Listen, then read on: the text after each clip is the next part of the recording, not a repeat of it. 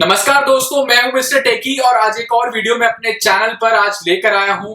आज मैं अपना पर्सनल एक्सपीरियंस शेयर करने जा रहा हूं कि AliExpress.com पे शॉप करना सेफ है या नहीं अगर आप इंडिया में हैं। दोस्तों, अगर आप इंडियन हैं और अगर आप कुछ सामान AliExpress से मंगाना चाहते हैं और स्पेसिफिकली अगर वो सामान महंगा है तो आप इस वीडियो को देखिए। इसमें मैं आपको बताऊंगा कि क्या पॉजिटिव चीजें हैं अगर आप AliExpress से उसको मंगाते हैं, और स्पेसिफिकली मेरा गौर रहेगा इस वीडियो में उन नेगेटिव बातों को जो पर्सनली मैंने इस वेबसाइट पर शॉप करने पर फेस करी है। बने रहिए इस वीडियो के एंड तक और जानिए मेरे एक्सपीरियंस को।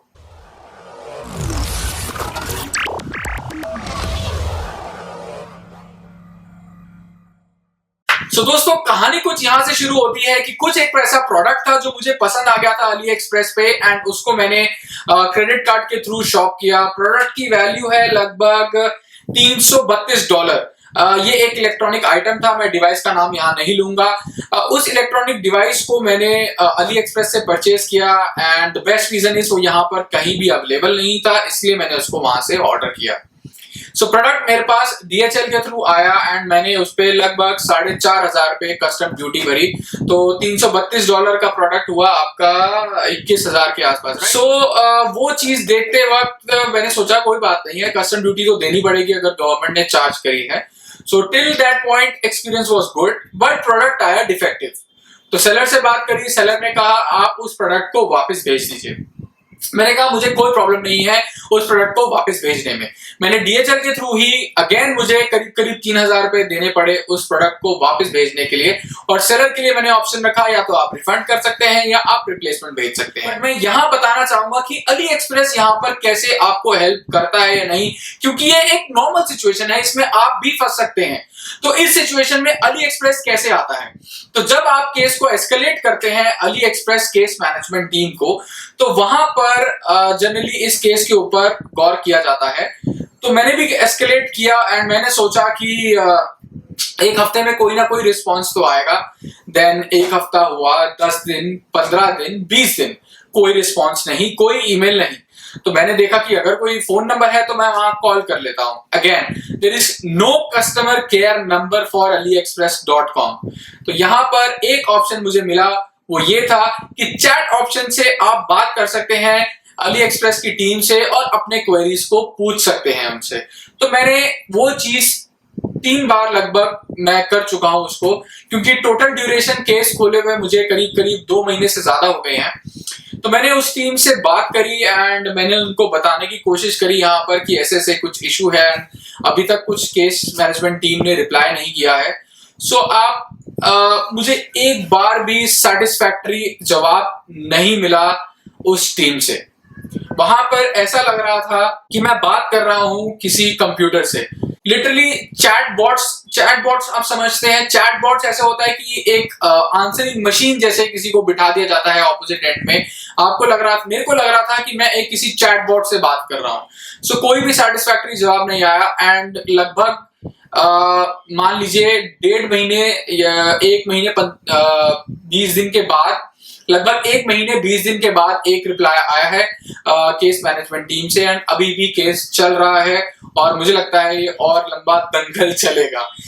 यहाँ पर दोस्तों आप लोगों के लिए पॉइंट ये है कि प्लीज यहाँ पर शॉपिंग करने से पहले समझ लीजिए कि सेलर का रेटिंग बहुत इंपॉर्टेंट है। मैंने यहाँ पर ध्यान नहीं दिया था कि सेलर का रेटिंग अच्छा है या नहीं। सेलर का रेटिंग थोड़ा सा कम था, वो नया सेलर था एंड वही मैं मारा गया, क्योंकि नए सेलर्स के साथ ये प्रॉब्लम जरूर आता है। काफी फ्रॉड सेलर्स भी हैं AliExpress पे, तो आपको बहुत ध्यान से शॉपिंग करना पड़ेगा, क्योंकि अगर आप फंस गए तो आप मान लीजिए वहां पे आपको हेल्प करने के लिए कोई नहीं है।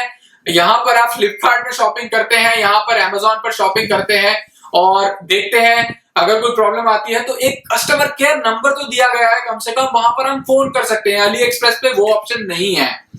तो ये चीज आपको ध्यान देनी पड़ेगी कि अगर ऐसे सिचुएशन में आप फंस जाते हैं तो बहुत लंबा आपको केस को देखना पड़ेगा एंड आपका पैसा प्रोडक्ट सब फंसा रहेगा, क्योंकि इस टाइम पे मेरे हाथ में ना पैसा है ना प्रोडक्ट है।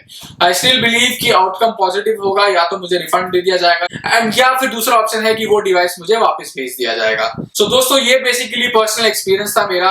तो जो पॉइंट्स है मैं यहाँ पर आप सबके सामने मेंशन करना चाहता हूँ, एक बार रीआइटरेट करना चाहता हूँ आप सब लोगों से कि क्या पॉइंट्स है जो आपको ध्यान रखने हैं जब आप शॉप कर रहे हैं AliExpress.com से।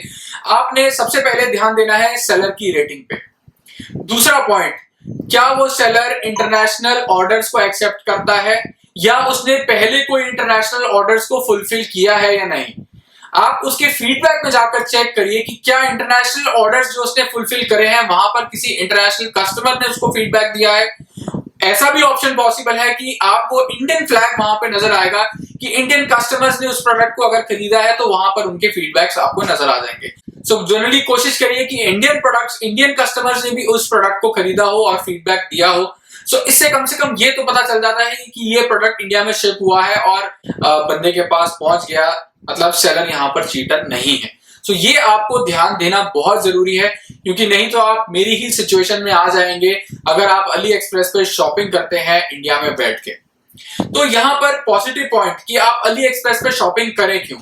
देखिए AliExpress पे मुझे पर्सनली जो लगता है, मेरी पर्सनल ओपिनियन ये कहती है कि कुछ प्रोडक्ट्स जो चाइना में, कोरिया में और एशियन कंट्रीज में apart from India and other neighbouring countries जो रिलीज होते हैं उस तरफ, तो वो AliExpress पे जल्दी मिल जाते हैं।